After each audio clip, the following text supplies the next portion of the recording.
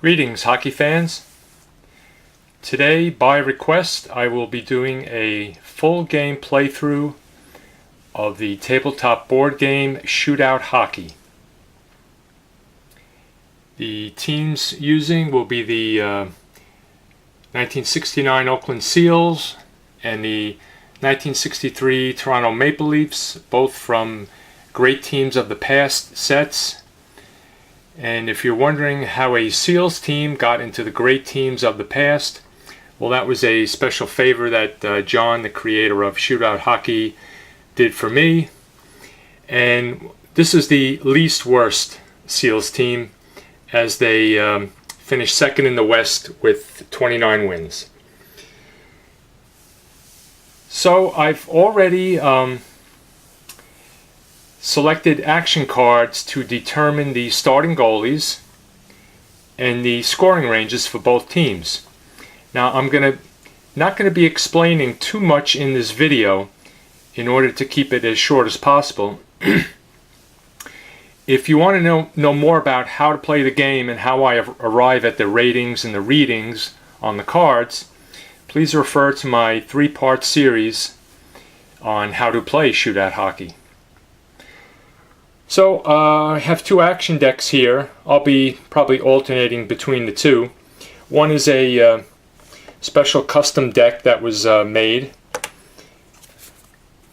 and this is the deck that comes with the game. The game is in PDF form, so you get this as a PDF file and print it out on your own printer. So the starting goalies have already been determined. It's the first stringer for both teams: Gary Smith for the Seals, Johnny Bauer for Toronto. And the scoring ranges have been determined by matching up the Seals' away offense rating against Bauer's defense rating, and then Toronto's home offense rating against Gary Smith's defense rating. So in the 1 to 100 number range, the Oakland Seals scoring chance is 1 to 14, and in the 1 to 100 range, Toronto's scoring chances are in the 82 to 100 range. So I'm going to jump right into it, and I have my score sheet over here. I'm not going to be recording too much, like as far as shots on goals, penalties, just to keep the game moving. So the first action card will determine the time elapsed on this sequence. Right here, 1 minute. So I'm going to mark off the first minute on my score sheet. And now we see the random number 83. That falls into the Maple Leafs scoring range of 82 to 100. So right off the bat, Toronto's got a scoring chance. The player is player C. That's first line center Red Kelly. Now we're going to see where the shot is from the blue line. And now we get the result. Even strength from the blue line is a goal. So right in the opening minute, Red Kelly has blasted one from the point and put it past Gary Smith. And the Leafs have an early lead. Now we're going to determine the assists. The first draw determines what defensive pair is on the ice, and it's going to be the bench. So it's Bobby Bond and George Armstrong. That's R. Armstrong. We have a G. Armstrong up here. Okay, so it'll be one of these 2 players as the defensive pair. First assist is going to any player rated 6 on that line. First line, Kelly's line. Yep. Frank Mahovlich is a 6 assist rating. He gets the first assist. And the right winger, and that's Bob Nevin, he gets the second assist. So Kelly from Mahovlich and Nevin, and Toronto's up. Back to the time. 2 minutes elapse on this play. 86, random number. Again, that falls into Toronto's scoring range. So the Leafs are pouring it on early. Oops, 2 cards there. The player is K. That's Harris on the 4th line. The shot is from the face-off circle, and the result is a goal. So Toronto has an early 2-0 lead, only 3 minutes into the game. Harris with the goal, and we'll get the defensive pair. It's the bench again, defensive players on the bench. And the first assist goes to anyone on his line rated 6. Now Harris is rated 6, but he scored, so it's going to go to Ron Stewart, first assist. And the second one will go to the left wing, and Harris is already the left wing. So just one assist on that play, Harris from Stewart. 3 minutes in. Toronto up 2-0. Check the time again, 2 minutes elapsed. We're up to the 5th minute. 75, that does not fall into either team's range, so nothing happens on that time sequence. No minutes elapse on this play. And the result is a possible penalty B chance on both teams. So we could have a fight here, or even a 5-minute measure. So we check the road team first on the penalty B. If both players have a fight rating of 2, there's going to be 5 minutes of fighting. So the Seals have Carl Vadnais, his fight rating is 2. Let's check Toronto.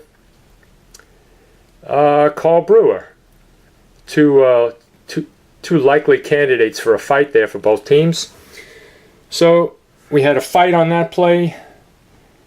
Vadnais and Brewer go off 5 for fighting. Okay, back to even strength play. 2 minutes elapse. We're up to minute 7 in the first period. And a possible penalty chance on the Seals. So we check penalty A this time. Any player rated W or Y2 is going to get a 2-minute minor. And there's Bill Hickey is rated W. Francois Lacombe is W, and there's nobody rated Y2. So 2 players are going to get a minor penalty, but if you remember the explanation from the instructional videos, only one power play is played out now. The other one is considered to have occurred elsewhere in the period and was successfully killed off. So this is going to be the Leafs' first power play attempt. Now on the power play we don't check the time. Each card is only worth 1 minute. So here's the first minute, and 100 is going to fall into Toronto's scoring range. Now remember, on a power play you add 15 numbers to the team's scoring range. So if Toronto was at 82 to 100, they now become 67 to 100 is their scoring range on the power play. You add 15. So 100 is in their range, so right off the bat they're going to have their third scoring chance of the game. And it's going to player A, Frank Mahovlich, on the first line. And the shot, we check the power play column. The shot's coming from the slot. It's a pretty good chance to score, I would say. And goal. So Toronto out to a 3-0 lead. Mahovlich on the power play. And the first defensive pair is on the ice with them. That's Carl Brewer and Tim Horton. And we check the first assist. Any player rated 6. Well, Mahovlich is already a 6 and neither defenseman. And the second assist goes to the left defenseman, Carl Brewer, and we'll pick one more card for an assist. I usually do that on power plays. And I will give it to the right defenseman, Tim Horton. So Mahovlich from Brewer and Horton at the 7-minute mark. It's already 3-0 Toronto. 3 minutes elapse on this play, so we're up at the midway point of the first period. 99 is another scoring chance for Toronto. That's in their range. We're back to 82-100 as their range. Player C, it's Red Kelly again. He scored the opening goal. Shot from the blue line. And the blue line goal. Oh boy. Might be time to pull Gary Smith. He's allowed 4 goals in the first 10 minutes of play. Yep, this feels like the Seals, all right. And the second defensive pair is on the ice. That's Alan Stanley and Ken Douglas. First assist goes to R5. Well, Kelly is rated R5 and the defensemen are not. And the left wing. So Mahovlich is going to get the assist. So Frank Mahovlich already has a goal and 2 assists, and it's 4-0 Toronto after 10 minutes of play. 3 minutes off the clock. We're up to minute 13. And another possible penalty chance against the Seals. Who shuffled this deck anyway? Okay, so let's check the penalty. Penalty A, anybody rated Z or X2 on the Seals is going to get a minor. And mercifully, nobody qualifies, so the Seals get away on that one. Back to even strength, we check the time, 2 minutes, we're up to minute 15. 16 does not fall into either team's scoring range, the Seals are at 1-14. Another minute off the clock, we're at minute 16. 40 does not fall into either team's range, so nothing happens. Another minute off the clock. 77 does not fall into either team's range, so play getting a little ragged right now, nothing much happening. Another minute, we're up to minute 18. 72 is in neither team's range. And 3 minutes off the clock. Since we're already at 18, that's going to finish out the period. And you don't check the for a scoring possibility on the on any play that finishes out the period, except for the third period. Okay, so at the end of 1, Toronto 4, Oakland 0. Now normally I would shuffle the deck between periods, but to keep things moving, I'm just going to keep drawing from this deck. If I run out, I'll just jump over to the other deck.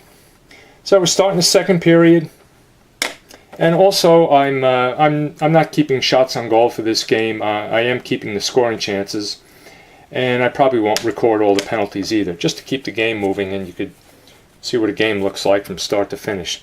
So here we go, second period. 1 minute off the clock. Random number 7, Seals finally get a scoring chance. Their range is 1-14. It's in their range. Let's see who's taking the shot. Player B, that's Ted Hampson, the center on the first line. The shot's coming from the blue line. And Johnny Bauer makes the save, no goal. So there was the Seals' first chance, and they did not convert. Back to the time, 1 minute off the clock. And possible penalty against the home team, so maybe the Seals can get a power play here. So anybody rated U or Z3 on Toronto will get a penalty. Now these teams are from the 1960s, so it's very rare to have a player rated Z3. I usually see that more in the 80s and 90s when the penalty minutes were higher. So let's see, U is George Armstrong, Ron Stewart, and nobody rated Z3. So Seals are going to have a power play. We only play out 1 power play, even though there was 2 penalties issued. The other penalty is considered to happen at another point in the period. So here we go. First card, 1 minute of time elapses. Now, the Seals' range was 1-14. We add 15 for the power play. It's 1-29. That does not fall in their range. Nothing happens in that minute.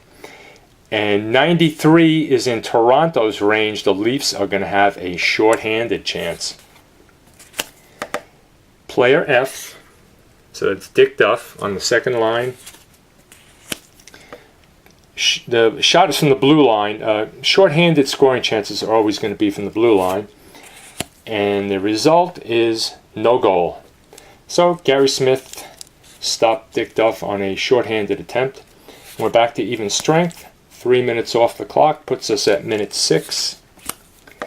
80 is outside of Toronto's range. Nothing happens. Another 2 minutes off the clock. We're up to minute 8 in second period. And 11 is going to fall into the Seals' range of 1 to 14. This is going to be their second scoring chance of the period. Player D, it's Gary Jarrett on the first line. The shot is from the slot. He's going to have a good chance. And goal. So the Seals are finally on the board. Gary Jarrett converting. And the second defensive pair is on the ice with him. So that's Bert Marshall, Francois Lacombe. And the first assist is going to the right wing. It's Jerry Eman. Second assist, it's the entire line. So Jarrett scored. Eman's already got an assist, so Ted Hampson gets the other. So Jarrett from Hampson and Eman at the 8-minute mark of the second period. 4-1 Toronto, and we're back to even strength. 3 minutes off the clock. We're up to the 11th minute. 28 falls into neither team's range, so nothing happens. 4 minutes off the clock. We're up to the 15th minute. And we've got a penalty B chance against a home and away team, so we could have another fight here. Vadnais and Brewer went at it in the first period. So we check the visiting team first, penalty B. It's going to be a possible fight. A 4-rated fighter on Oakland, a 3-rated fighter on Toronto. So the Seals have George Swarbrick rated 4, and if Toronto has a 3, there's going to be a fight.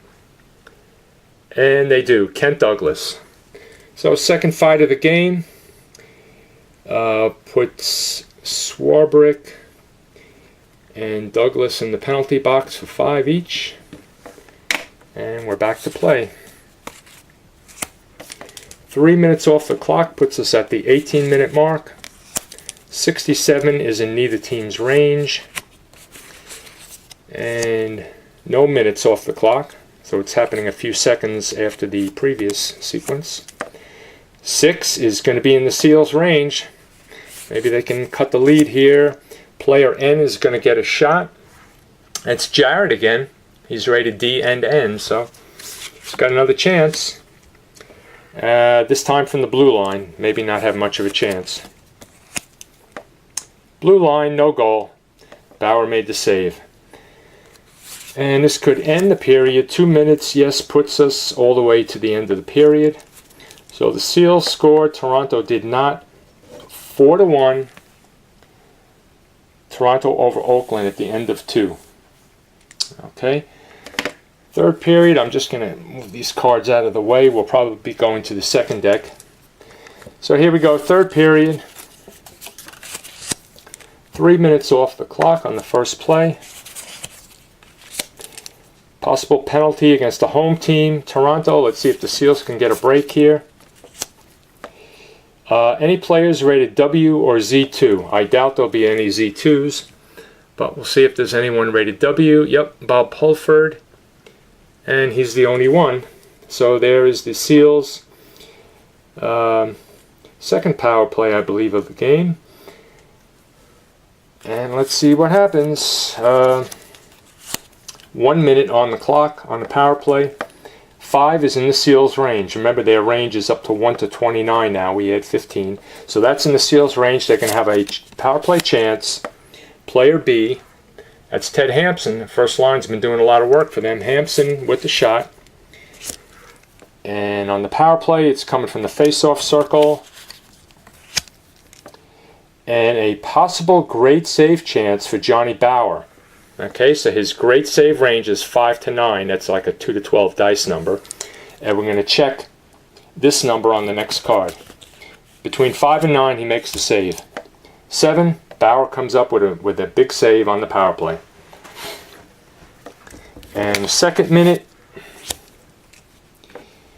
79 is in neither team's range, so Toronto has killed off the power play. Back to even strength. 2 minutes off the clock puts us at the 7-minute mark. 98, that's in Toronto's scoring range, so they're going to have a chance.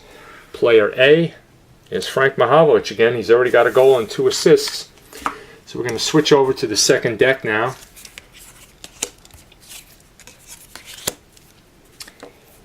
And shot is coming from the slot. Can't seem to flip him the right way here. And it's a goal. So Mahovlich has his second goal of the game. And the assist. Let me turn this deck around here. The first line, the first defensive pair is on the ice with him. That's Brewer and Horton.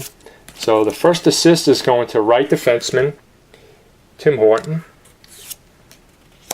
Second assist is going to the left wing. That's already Mahovlich. So 1 assist. That's Horton's second assist of the game. 7 minutes into the third period. It's 5-1 Toronto. 2 minutes off the clock puts us at minute 9. 91 is in Toronto's range. Again, that's their 6th scoring chance, I believe, of the game. I've been recording them, but sometimes I forget to write them down. So player B, Dave Keon, second line center. And a shot from the blue line. Smith comes up with the save, no goal. 2 minutes on the clock puts us up to minute 11. 71 is in neither team's range, so nothing happens. 2 minutes on the clock. 3, the random number, is in the Seals' range, so this is going to be their 3rd scoring chance of the game. Player C, that is Bill Hickey on the 3rd line. The shot is coming from the slot, so the Seals will have a chance here, and they have a goal. So Oakland on the board. Bill Hickey, right winger on the 3rd line. Second defensive pair is on the ice. That's Marshall and Lacombe. First assist goes to the right wing. Well, Hickey's already a right wing. And the second assist is going to any player rated 6, and Hickey is also rated a 6. So I'll pick one more action card just for the heck of it. Right defenseman will give an assist to Lacombe. So 13 minutes into the third period, 5-2 Toronto.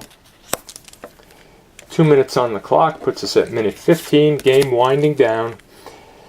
And 34 is in neither team's range, nothing happens. 1 minute on the clock. Possible penalty chance against the home team Toronto.